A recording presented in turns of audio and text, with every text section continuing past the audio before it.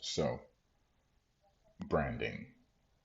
You've heard of this word many times, and I've actually had people, after I write a number of articles about branding, they are still inquisitive as to what exactly I mean. As I think that they think that branding, or rather, I think they think that branding is just a bunch of smoke and mirrors.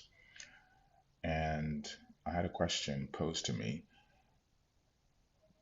in a tongue-in-cheek manner after having wrote a brief two-sentence topic on a subject related to branding. Someone said to me, "Hey Vaughn, so what is branding? It sounds like you're just." I don't fully recall the words, but anyways, the person was trying to, I guess, discern in me the smoke and mirrors of branding, and I politely referenced him or pointed him to one of 10 articles I had written, and so that he can be more up to date with what branding is. And so I wanted to talk about it here, branding, exactly what it is.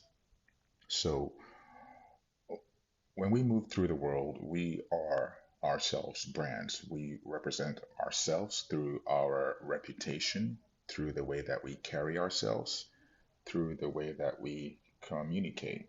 Our whole engagement with the world is a sort of brand. It is what we refer to as the character of a person. Now, a specific character is not going to be amenable, or you would not think a specific character will do one thing if it is not within their character. For instance, let's look at an individual who has to head a large organization.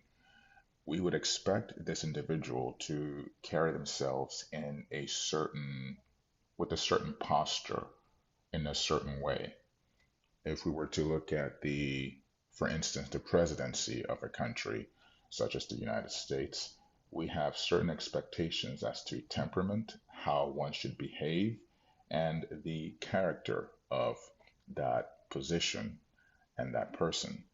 And when we see a deviation from that, then that is certainly something of concern. And with companies as well.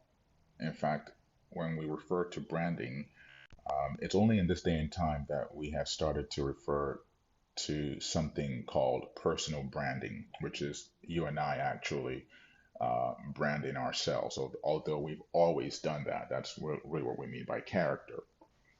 However, when we usually refer to branding, we are talking about companies. We're talking about organizations that produce goods and services and how they are perceived in the marketplace. The marketplace being the zeitgeist of you and I. So, our opinion of said company. And obviously, when we think of companies that are most in our lives, like Toyota, GM, Apple, Microsoft Windows, those names actually are brands. When we think of those names, when we refer to those names, there are a whole host of images and impressions that come to mind.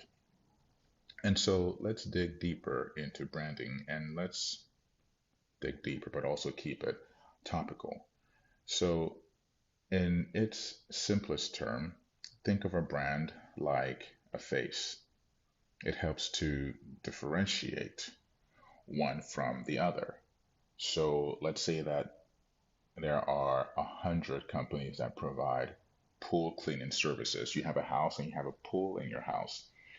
There are 100 companies in your vicinity in the state that provide pool cleaning services. Well, one way that you've started to differentiate which one to work with is by the name. So ABC Pool Company as opposed to XYZ Pool Cleaning Company. And simply starting from that first point of differentiation, which is the name, we start to attribute qualities to each of those. So, for instance, if we call ABC Pool Company and they have a person who responds quickly on the phone, knows the answers to the questions that we have, and can easily set an appointment for the next day, we immediately attribute specific qualities to that. However, as we and on the other side, if we call XYZ pool company and they are not able to provide us with responses to our questions, we are going to apply certain attributes, certain qualities to that name. And here we begin to build a brand. We begin to build associations. And in the human realm, isn't that the case? We usually, and as is generally the case, we apply certain qualities to what we perceive as beautiful. And these are prejudged. We can call it prejudiced. So we immediately prejudge um, entities that we meet based on their appearance. It, it's only through effort that we start to properly understand that there is affects and things that we do to create and to better and to get more quality and more value. Because when we in the human realm, when we immediately apply a positive quality to that which is beautiful and try to engage with it in that way, that's when we are usually surprised. But within companies, that's not the case. If a company applies a lot of effort on its branding, generally, they care about their reputation. And that means that they are willing to work on their reputation and to maintain their reputation. What that means is that they are willing to engage and give good customer service and be good, honest businesses. But like a face allows us to attribute associations, allows us to attribute quality to that which we're looking at. When we look at a face, we can differentiate Sam from Toby. We can differentiate Sarah from Mara. And this is the same for a company. Think of it as a face. A brand is a face. And within the company realm, within the business realm, generally, we begin to work on our brand. Think of it as the same way that one works on their face through makeup or through cleaning and so forth, through daily health routine, such as taking a shower. But we start to work on our brand, we start to work on our face to make it more appealing, or rather to keep it appealing. And the goal being to make it attractive to others, those that we engage. And branding with businesses, if we start to look at it and really simply understand it for what it is, the steps as to what we can do, the activities required, become self evident. Because if we are wanting to maintain a specific quality, then there are certain steps that we can take. If we are looking to improve the image of our brand, in the same way that we are looking to improve the image of our face, there is certain things that we can do. And those things are quite self-evident. Though with marketing and with the particular tools and options available within business, it requires some kind of specialized knowledge in order to firstly even understand one, where to go to access such abilities. For instance, how do I use Facebook marketing to increase the awareness of my product?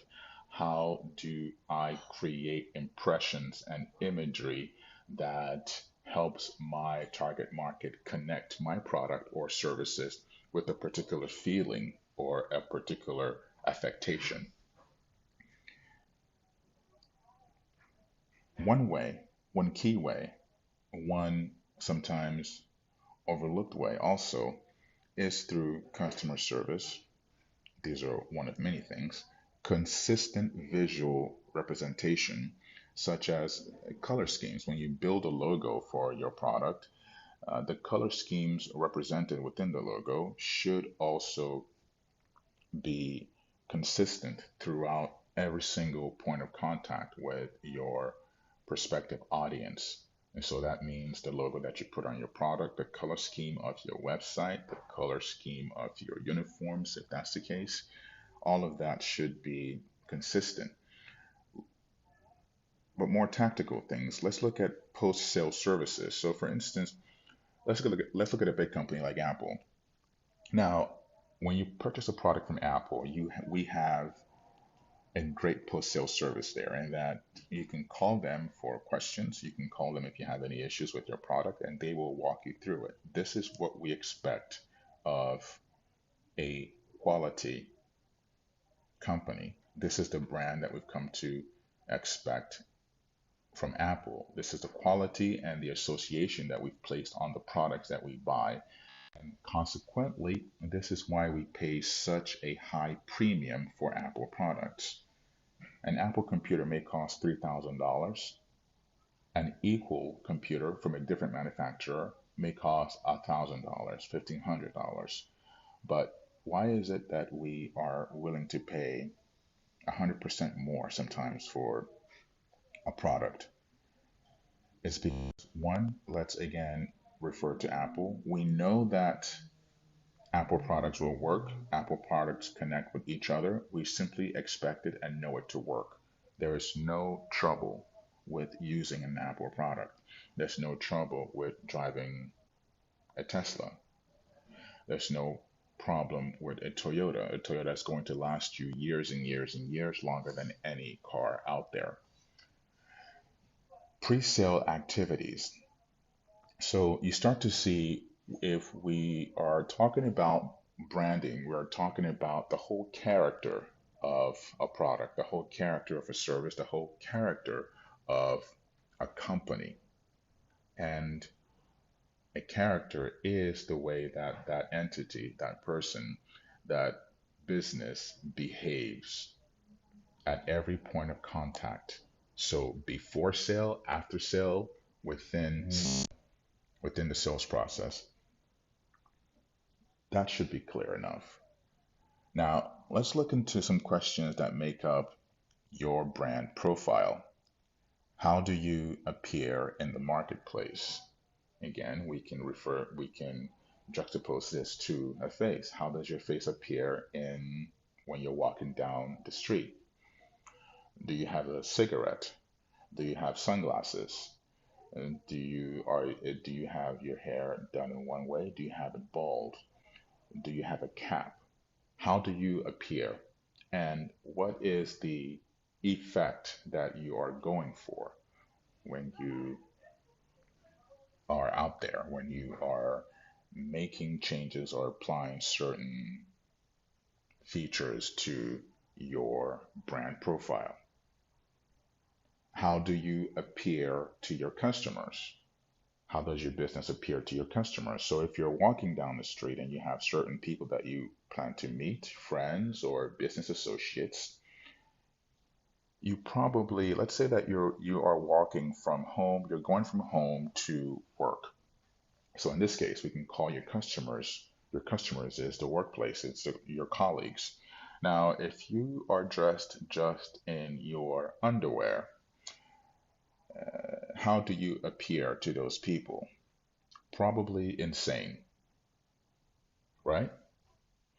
And so when we think about our brand profile, how we are perceived, perhaps most importantly, we want to think about how we are perceived to our target market. So, in the case of the individual going from home to work, Obviously, you don't want to be dressed in simply your underwear because that has issues associated with it that would make continuous progress at work very difficult. How do you appear to those who are not your customers? Now, this is a question that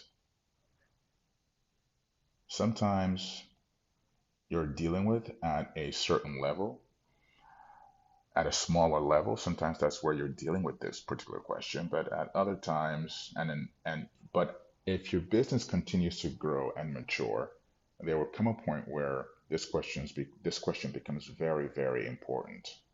For instance, again, if we look at Apple, Apple rarely applies discounts to their products. Rarely, rarely. You will not find a discount on an Apple product, and that's because they are trying to maintain a product positioning, a product perspective that communicates a premium consumer good.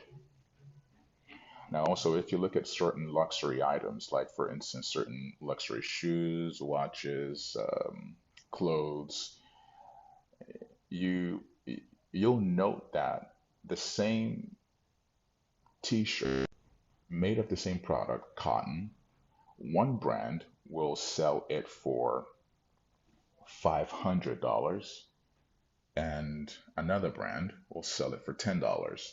Again, it's made of cotton, 100% cotton, the exact same thing. So, what is the perception here? Now, within this price point, there is a lot of activity, a lot of action happening, a lot of things are going on here that we can spend some time discerning and tearing apart to reach. But one of the things that's happening here is that this particular brand is trying to appeal to a certain customer base through a valuation, through association, and at the same time, through that price point, they are explicitly stating those who are not their customers.